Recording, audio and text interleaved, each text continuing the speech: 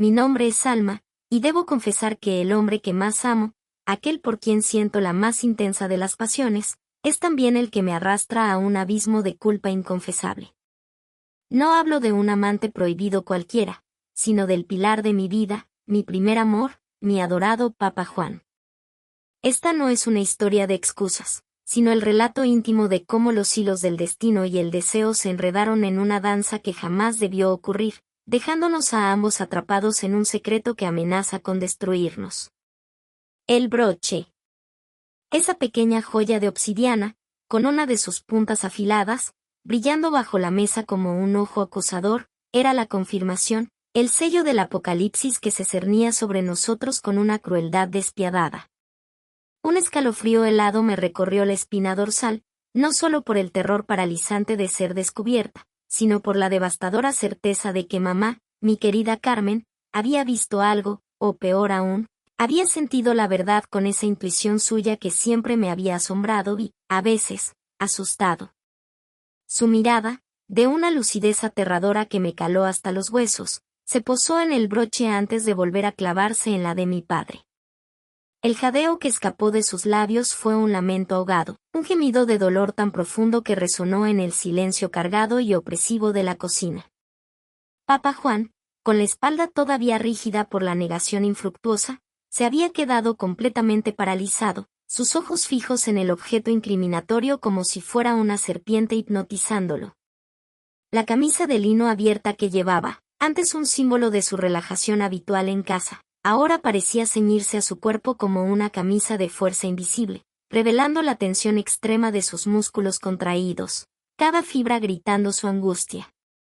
Su piel, usualmente tan radiante y sana después de sus rutinas en el gimnasio, estaba pálida, casi cetrina, como si toda la sangre se hubiera drenado de su rostro, dejándolo como una estatua de cera. Sus sienes palpitaban violentamente, una danza febril de su desesperación. Mamá se agachó con una lentitud macabra, como si cada movimiento le costara un esfuerzo titánico, cada músculo de su cuerpo resistiéndose a la dolorosa revelación. Recogió el broche, sus dedos temblorosos acariciando la obsidiana rota, una piedra que había presenciado demasiado. Recuerdo este broche. Un regalo de mi abuela. Lo usé el día de nuestra boda, dijo, su voz apenas un susurro, cargada de una tristeza infinita que me desgarró el alma sin piedad. Nunca me lo quitaba.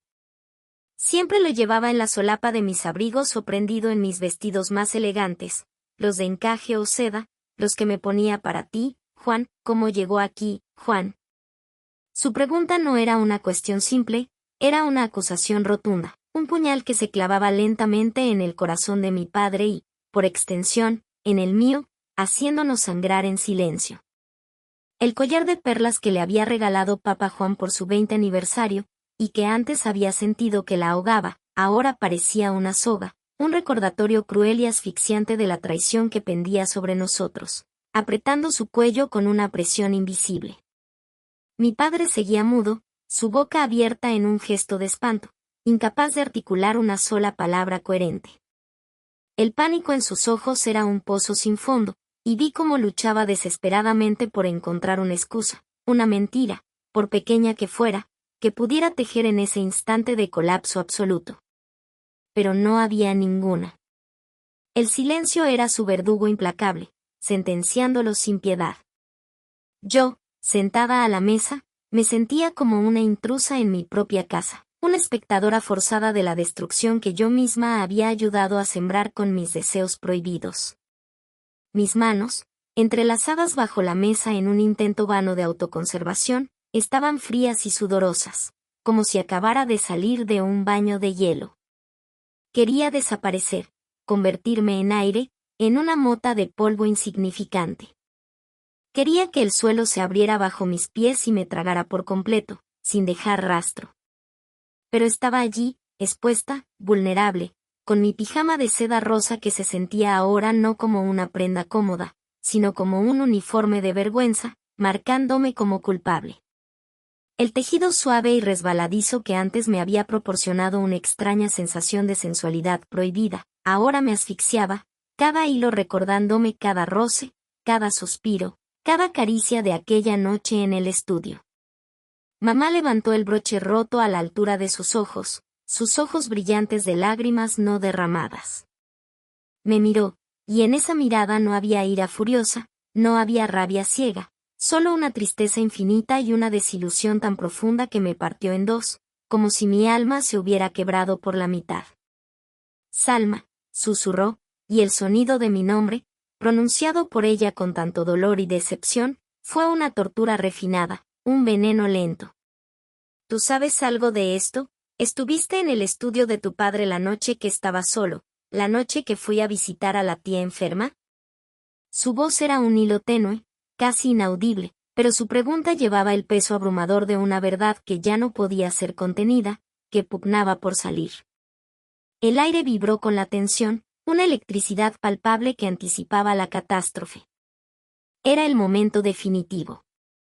El secreto que habíamos intentado sepultar tan profundo, que nos había unido en la oscuridad de nuestro pecado, estaba a punto de ser desenterrado y esparcido por los aires, destruyendo todo a su paso, cada recuerdo, cada esperanza, cada fragmento de nuestra vida familiar. La frágil fachada de normalidad que habíamos mantenido con tanto esfuerzo y mentiras, se derrumbaba pieza a pieza, revelando la podredumbre interna que nos carcomía. Mi padre, Juan, finalmente reaccionó, con un movimiento brusco, como si un rayo lo hubiera alcanzado. No, Carmen, no, dijo con voz ronca, tratando desesperadamente de proteger lo improtegible, de cubrir el sol con un dedo. Fue un accidente. Se cayó, quizá yo lo tiré sin querer.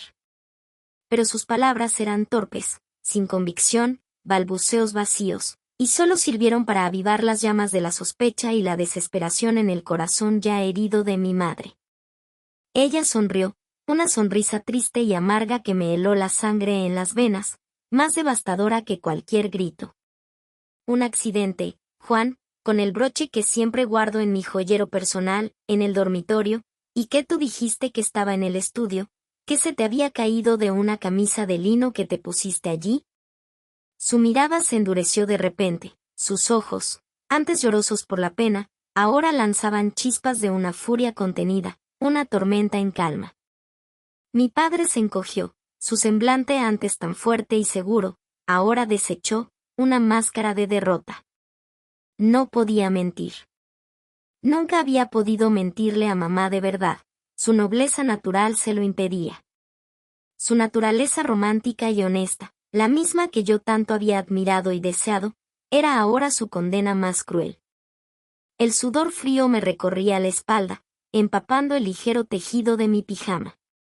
Mis clases de flamenco, el encaje delicado de mi blusa, el sonido rítmico de mis tacones de charol en el suelo de madera, todo se sentía ridículo, trivial y vano ante la inmensidad de esta confrontación que nos destrozaba. Mi feminidad, que había intentado reafirmar a través del baile y las faldas fluidas, ahora se sentía como una burla cruel, un espejismo de libertad que se disolvía. Solo quería esconderme, desaparecer en la nada. Mamá dio un paso firme hacia mi padre, el broche roto todavía en su mano temblorosa. La punta afilada parecía un arma diminuta, una extensión tangible de su dolor y su furia. Su vestido esmeralda, que antes me había parecido un sudario, era ahora una bandera de guerra ondeando en la batalla. ¿Qué secreto es este que os consume? ¿Qué os ha robado el brillo de los ojos? ¿Qué ha matado la alegría en esta casa que construimos juntos? Su voz se alzaba gradualmente, cada palabra un reproche punzante, cada sílaba un grito de agonía que me desgarraba por dentro. Yo sentía que mi corazón se iba a salir del pecho, latiendo desbocado contra mis costillas. Nunca la había visto así, tan decidida, tan herida, tan formidable en su dolor. Ella, que siempre había sido la calma, la dulzura y la compasión, era ahora una leona herida, a punto de atacar, lista para desatar su furia justa. Mi padre bajó la cabeza, derrotado por el peso de su culpa. El silencio volvió a caer sobre la cocina, pero esta vez era un silencio de pretormenta, tenso y expectante, cargado de una electricidad ominosa. La puerta del estudio estaba abierta, un recordatorio mudo y cruel